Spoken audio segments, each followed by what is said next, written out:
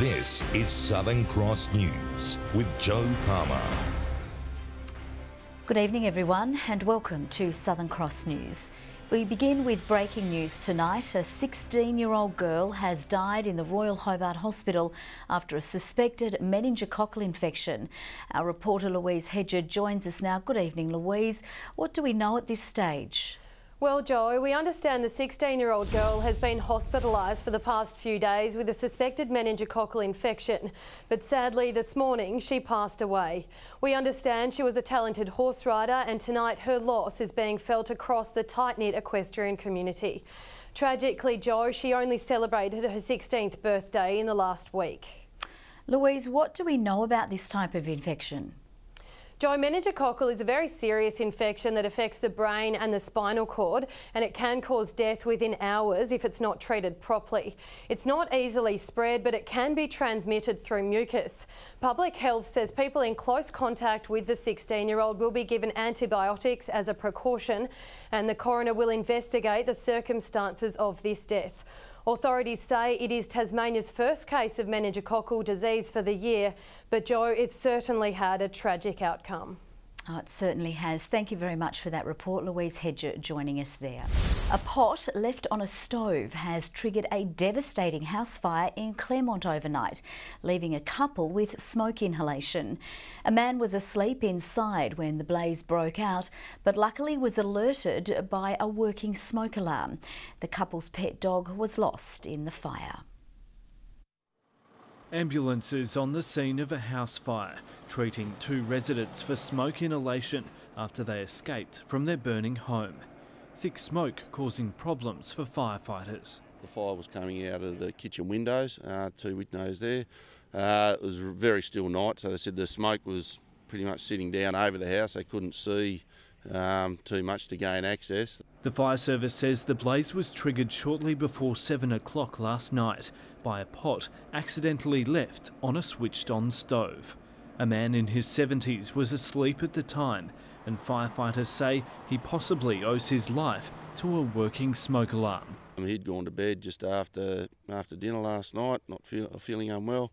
Woke to the smoke alarm, and his wife was just up the street at the time. She came down to see smoke coming out of the house as well. The residents managed to save two pet birds from their house, but sadly their pet dog was lost in the fire. Yeah, unfortunately, I think the dog came out with her the first time, but had run back in with her when she went to go back in again. And yeah, unfortunately the dog has been found deceased inside. The damage bill is likely to reach more than $200,000. Michael Breen, Southern Cross News. A Glenorchy man accused of firing gunshots towards Pablo's Cocktails and Dreams bar last month has today pleaded not guilty in Hobart's Magistrates Court. Wayne William Hallett is facing a raft of offences, including recklessly discharging a firearm with intent to commit a crime and unlawfully injuring property. The 38-year-old remains in custody after his bail application was refused. He mouthed "I love you" to his supporters as he was led from the dock and will face trial at the Supreme Court in September. Tonight we can confirm a new 22-bed ward at the Hobart Repatriation Hospital will start filling with patients next week. The government hopes the new beds will free up space at the Royal Hobart Hospital, but others say much more needs to be done to keep up with patient demand. Days of waiting, beds in corridors and ambulances ramped, all a common sight at the Royal Hobart Hospital. Patients and their families now fear this is the emergency department's new normal. You're expected to wait, and it's part of it, which is the sad thing, that it's becoming normal. It shouldn't be normal. Hobart residents are fed up. They say the chaos is making a stressful situation even harder.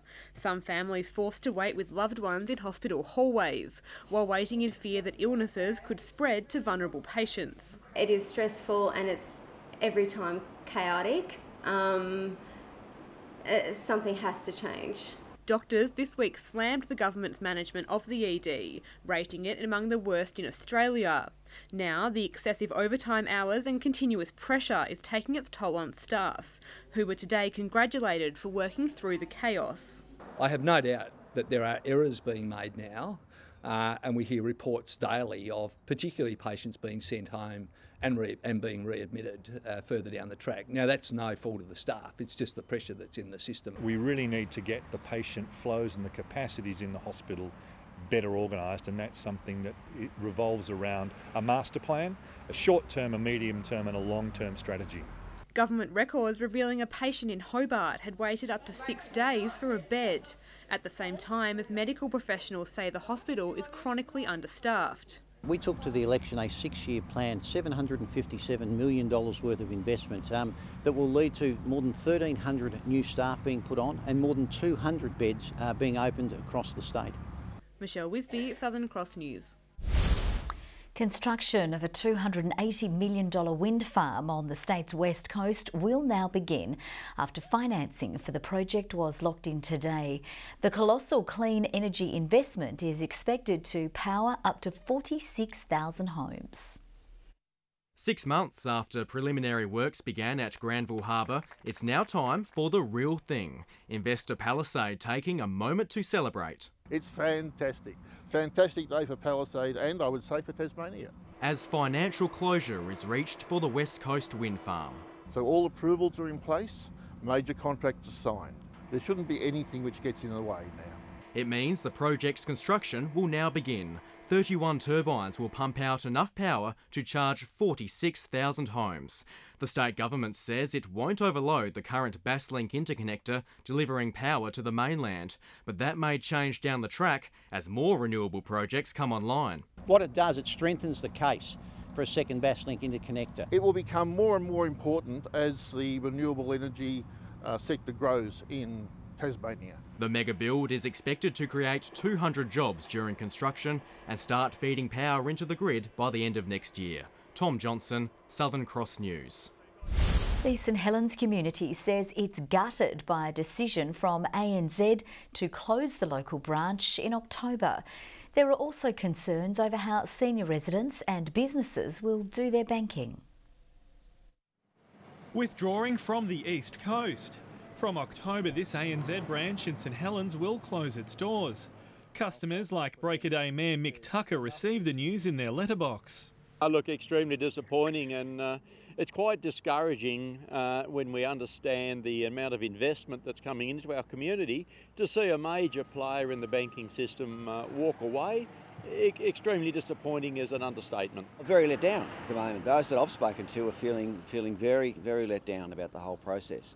They've worked really hard over the last couple of years to accommodate their restricted trading hours. In a statement, the bank said it had been a difficult decision to close St Helens and another branch in Prospect, adding only 17% of its St Helens customers were using the branch. But there's concern older residents won't switch online or travel more than an hour away to the nearest branch in Scottsdale. Well, it won't be a good thing. I mean, a lot of them, they rely on a bank book and they don't want to go to the computer or they don't know how to use the computer. It's very disappointing because I bank with ANZ, and even now when they had the business lunchtime close between 12 and 12:30, and I found it inconvenience. We're running out of choices. It's just once a bank closes, makes you wonder what else is going to happen. The bank says some of its services will still be available through the post office. Those disappointed by the bank's decision say they're also perplexed by it, with St Helens expected to be on the cusp of an economic growth spurt. A new $10 million caravan park in Stiglitz is nearing completion and should be open by September when thousands arrive in town for the Triple J one-night stand. We're on an up and up. We're really in a growth phase here at the moment. There's a lot of development happening. We're seeing our tourism season extend year on year. And I believe that the developments on the table with the councils are considerable. It seems like a really odd time and a strange move. We're big enough, we'll move on, and I'm sure the customers will move on as well. They will move on. Sean McComish, Southern Cross News. In breaking news this evening, a Tasmania police raid has seized firearms, suspected stolen property and illicit drugs in Launceston. Our reporter Sean McComish joins us now from police headquarters. Sean, what are you able to tell us? Thanks, Joe. As a result of a police operation here in Launceston early this morning, Police seized several firearms and stolen property, including a motorbike, a boat, power tools and illicit substances believed to be ecstasy, heroin and methamphetamine. 2 suburbs were targeted during the operation, including Waverley and Newstead. 2 Launceston men are currently assisting police with their inquiries, and we have been advised further arrests will be laid as a result of today's operation. Police are expected to speak with the media again tomorrow, and of course we will bring you more of that information then. Back to you, Jo. OK, thanks very much for that report, Sean. Hobart renters can now expect to pay an average of $410 per week for a house in the capital city. New data from Domain shows Hobart's rental prices increased by 14% in the last year, more than every other capital city in Australia. Rental prices for Hobart units have also jumped, up 12% to $360 per week. But the data shows the critical rental shortage might be coming to an end. The Domain Group said the unprecedented demand for rental accommodation has started to ease. A brave group of Tasmanians are in the midst of a Chilli Expedition tonight. After leaving Hobart on foot, they'll trek 40 kilometres to the Huon Midwinter Festival. The group is aiming to raise awareness of the plight of homelessness while raising money for the city's shelters. Ready to face winter's freezing elements. This group of 12 walking to raise awareness and money for Tasmania's homeless. The weather has been pretty wild lately with snow on the mountain and sleet in the streets, so to be able to do our part, doing what we do best, going for a walk, yeah, it's a really worthy cause. They'll camp on Mount Wellington tonight, where the temperature will dip to 4 below zero, guided by the owners of walking company Wild Petter. Perhaps a walking company would act on something like environment, but our environment includes our social spheres as well. Tomorrow they'll complete the 22 kilometres to the Huon Valley Midwinter Fest, hoping to arrive for the 5 o'clock kick-off. I'm going to try and draw inspiration from the men that are now at Bethlehem House, their stories, and to try and keep that to inspire me to keep going and putting on a good face. Among those braving the cold, Bethlehem House resident Dave Davies and social worker James Hamilton. Anything can get you to a bad position in your life, and it's lucky, I suppose, for the community that's places like Bethlehem House and Hobart Women's Shelter are there to lend a helping hand when it's needed. The fundraising target is $25,000, which will go towards skill training for Bethlehem House residents and child play facilities at Hobart Women's Shelter. Donations can be made online. We've hit 7 so far, so we're still after donations, so please give. The group is looking forward to tucking into a warm bed and hot cider tomorrow night, but they know these are luxuries some in our community don't have. Louise Hedger, Southern Cross News. Now let's take a look at the day's business and finance news with thanks to Tasplan, your local super fund. The Australian share market has closed higher despite lower commodity prices and worries over the US-China trade war. The ASX 200 index has risen by 52.7 points. And a short time ago, the Australian dollar was trading at 73.86 US cents and 109.19 New Zealand cents. Well, Lauderdale's assistant coach has delivered a warning to Glenorchy. The Bombers' best is still to come. The two sides face off this week in a blockbuster clash, which will shape the final 5.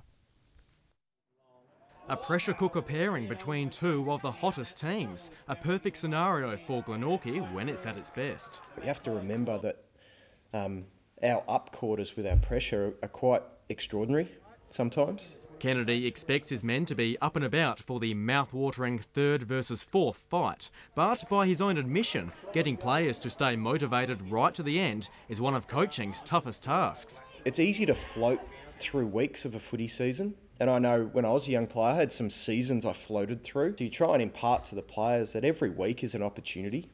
No such problem for Lauderdale lately, winning 5 of its past 6 games, including one last week against Clarence, which Clint Brown felt was a below-par performance. I think anyone in the top 5 on the day can win it, but I certainly give us a really good chance of going the whole way.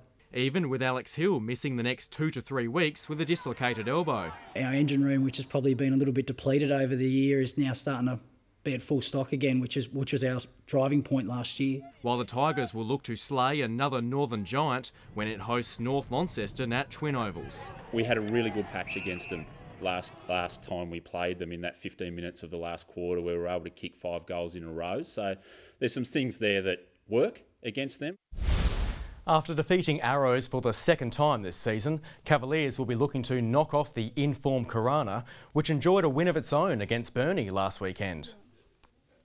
We definitely felt like we found our flow a bit in that game, and some of the structures definitely came together really well. Last time we had a really good result against them, but they've had a few changes over the last few weeks. They've got new coach and they've brought a couple of players back, so we're not sure whether their game plans probably changed a little bit. The clash is on Saturday night from 6:30. Good evening. Maximum temperatures sat around average today, but last night the lows were all well below. Hobart 12 degrees, Launceston just 9, Burnie 13 and Devonport's 14 was the state's high, also recorded on Flinders Island. Lyawini the low with -6. King Island, Smithton, St Helens, Friendly Beaches and Strawn 13 today, Grove 12, Lowhead 11 and Ooze 8. There was a light shower over the Furneaux Island group and we can see the cloud there to the northeast gathering in Bass Strait. Also patchy low cloud over the rest of Tasmania. A frontal band of cloud is approaching Western Australia from the southwest with patchy low-level cloud over the southeast of the nation. The rest of the country cloud-free. Tomorrow, a low develops off the New South Wales coast. The cold front weakens as it crosses Western Australia. A ridge of high pressure persists over the rest of the country. Winds starting out west-northwesterly at 10 to 20 knots over the south, tending southwesterly at 15 to 25 knots during the afternoon and evening. Into tomorrow we go. Hobart partly cloudy and 13. Early fog for Huonville, a top of 12. 0 to start the day for Campania, warming up to 13 later. Launceston, morning fog and frost, -1 to 13 the range, 13 the top for Devonport. Sunny for Georgetown, 13 the maximum. Burnie, partly cloudy and 13. 12 the top for Strawn with a light shower, partly cloudy for Wynyard, 13 the maximum. And in the east tomorrow, St Helens 14 along with Swansea. Port Arthur a late shower and a top of 11. On Saturday, morning frost and fog and a mostly fine partly cloudy day. Mainly fine on Sunday as well, apart from a shower over the west and north, and showers on Monday extending across the state in the afternoon with fresh and gusty winds. Showers easing from Perth, a morning shower in Adelaide and an early shower too for Melbourne. Partly cloudy for Canberra and Sydney and a fine 21 in Brisbane. Bit of cloud about Hobart, 6 degrees at the moment, getting cool in Launceston, 4 at the moment and 6 degrees in Devonport. Joe, we've worked our way towards the weekend. Friday tomorrow. Look forward to seeing you for happy hour and then the news. That's how it works in your world, not mine. Thank you, Merv. That's all from the team for now. We'll see you a bit later. Bye-bye.